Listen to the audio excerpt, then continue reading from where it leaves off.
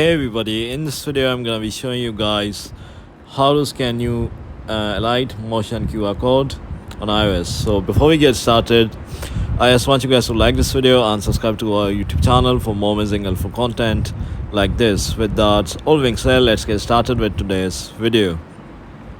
Alright guys, so I'm on the official website. So first of all, you have to install Alight Motion obviously, and then you just have to launch it, and then you have to create and open a project. This is optional, and then you have to access the QR code scanner.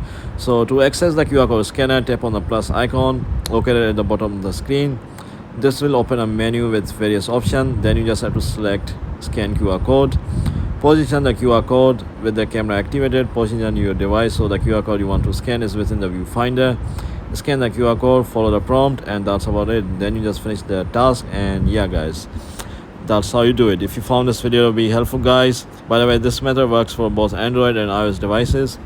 Alternatively, if it doesn't work, you can just open up your camera on iPhone and just point it at the QR code and it will scan it automatically.